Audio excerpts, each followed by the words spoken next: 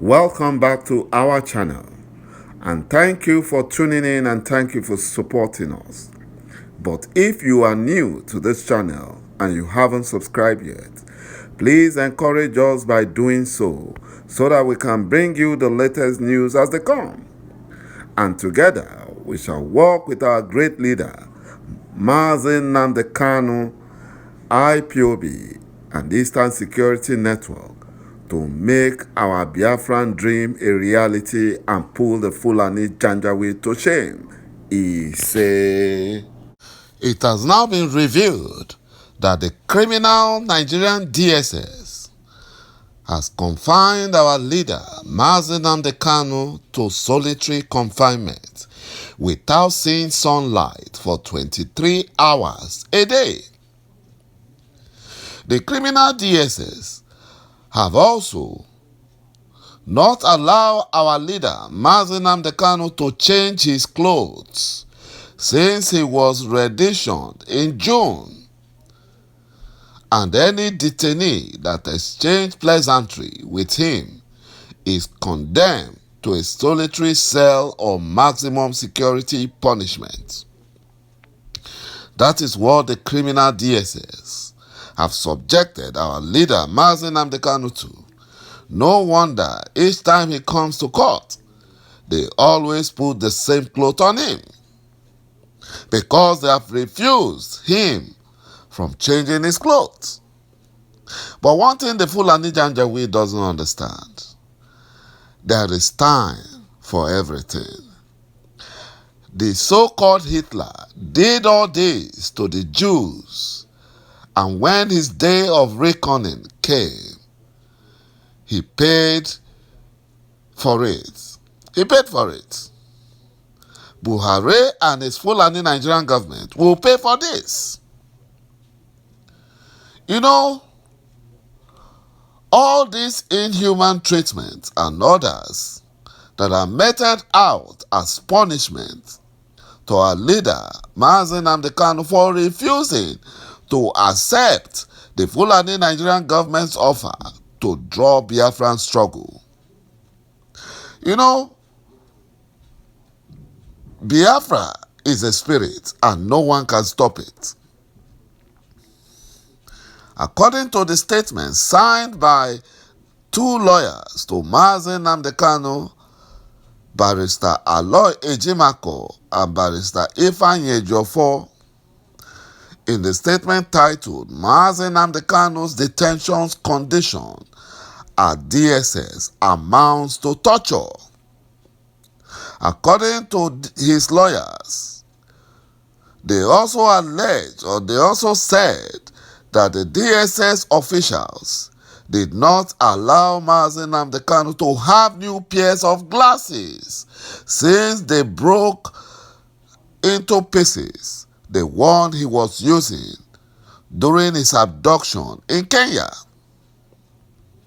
Despite a court order to the contrary, the condition of Mazi Nnamdi Kanu detention at DSS headquarters in Abuja continues to be harsh, degrading and inhuman, whereas the Fulani terrorists are all out, committing terrorism, atrocities and havoc, and none of them have been arrested.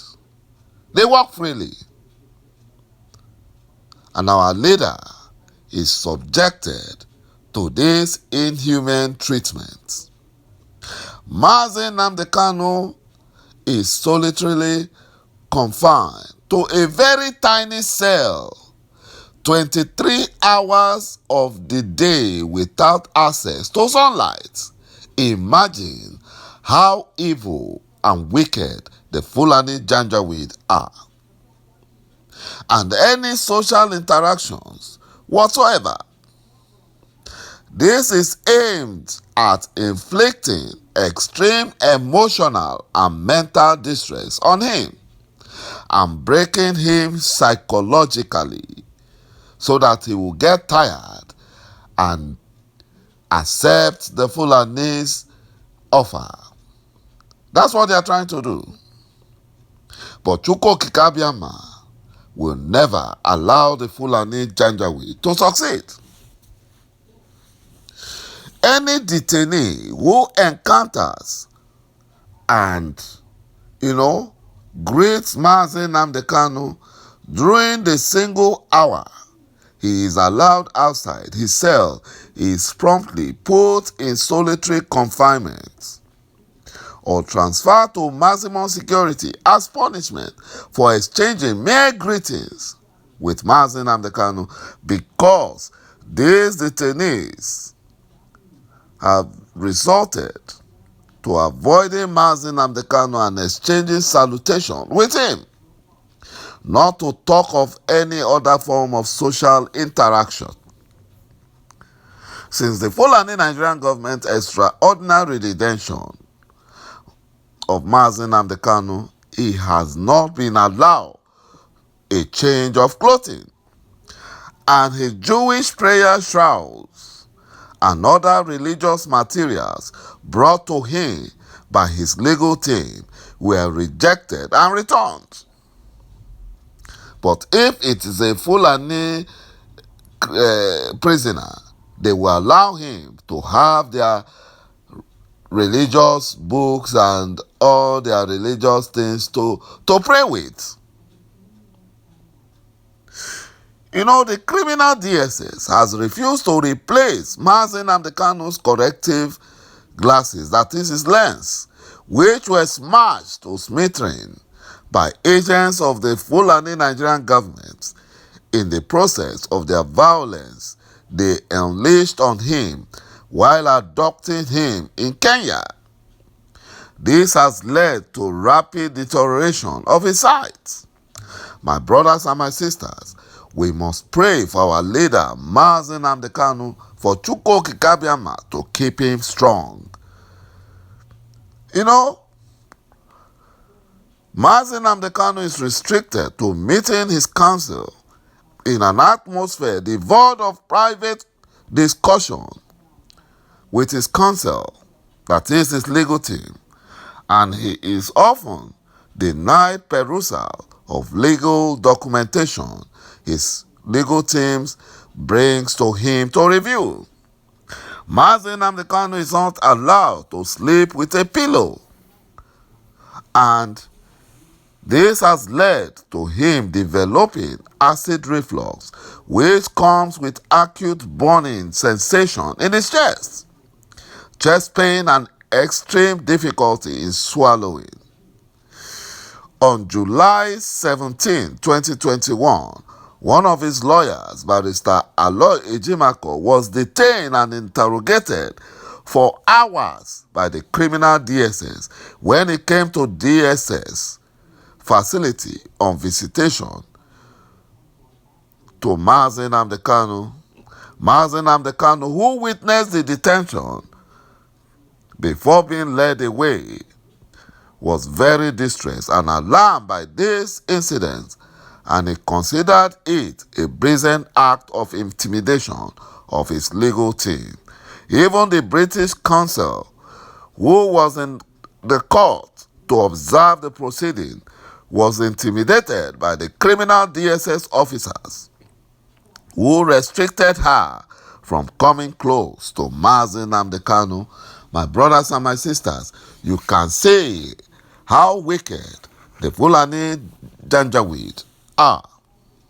The criminal DSS has denied Mazi Nnamdi Kanu repeatedly, and his repeated request for an independent medical examination to determine the extent of damage done to his body by a suspected substance he was injected with during his abduction and extraordinary redemption.